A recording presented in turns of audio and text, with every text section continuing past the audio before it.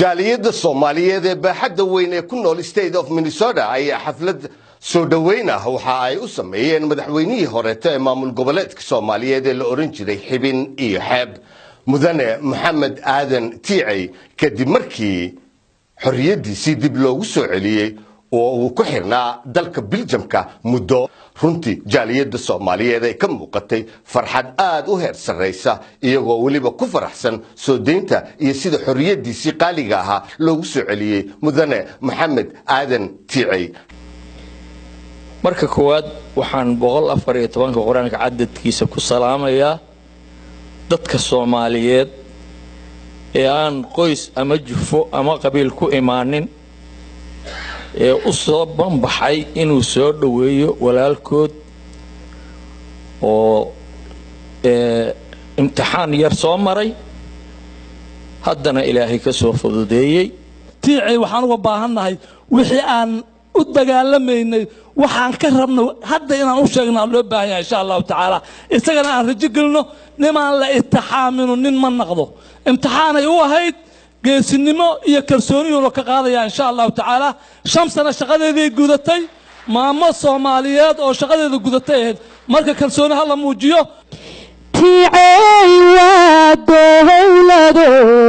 waan darajo badan diiwaanka taariikhda dacaalkeeda hore ku qoran Soomaaliyu dabacsan oo aan cidna u danayn una daacado dhammaantoodu kala duunayn aniga shakhsi ahaantayda farxad weyn bay ii tahay sababtoo ah shaqada aan hayo waa badeecadii ama wax soo saarkii Tiicay sababtoo ah haddii Tiicay aanu meesha aan ka nimid hadda oo galmudug la yiraahdo uusan waxa laga qabto uusan ka qaban lahayn anigu xilkaas ma aan hayn markii lagu yiri cadaadada tagaysa wixii koowaad oo xasuusto waxay ahayd war dhulkii Tiicay maan tagayay marka xilka adag markaad qabatay xubin lagu dhibay Xibin iyo markaad xibnabaad kala xadaynaysay xaquudirinayaad ilaahay sida xaqiiqda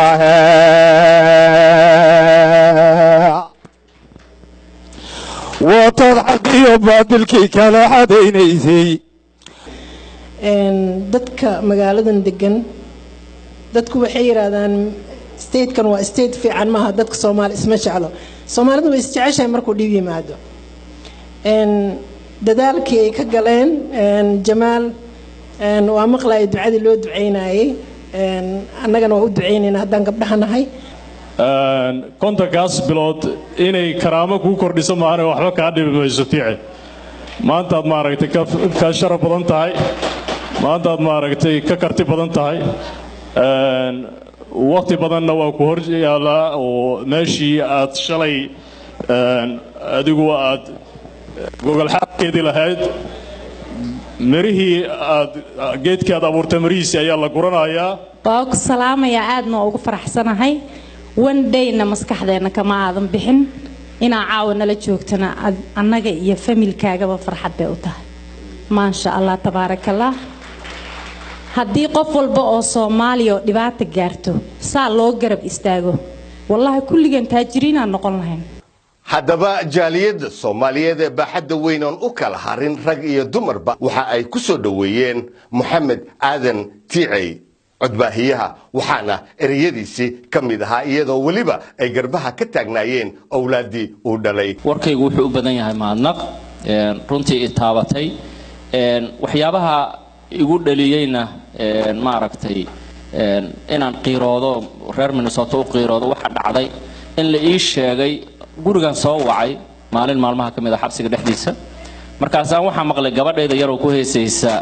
daaya Tiicay daaya marka waxa maxay tahay aabo waa hees adeeg lagu qaaday markii baan waxaan isku dayay marka inaan helo inaan daawado inaan anoo xor ah shakhsiga dambiga ka gala dalka markii dambiga lagu xukumo waxay sameeyaan way deport gareeyaan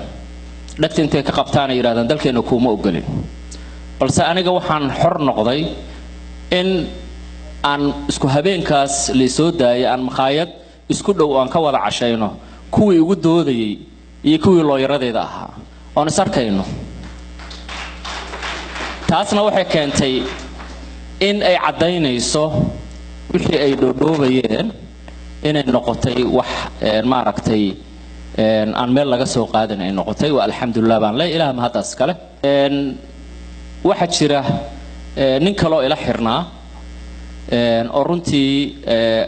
aan aad ugu duceynayo in ilaahay ayagana uu ka soo badbaadiyo adinkana idin leeyahay u duceeya waa qof Soomaaliyeed isla markaasna dhibaataysan isagana ilaaha ka fududeyn doona saan aaminsanahay waxaan aaminsanahay in wax xaq aysan ku haysan marka sida la ajligeed ilaahay uu fududeyn doona xilligay noqotaba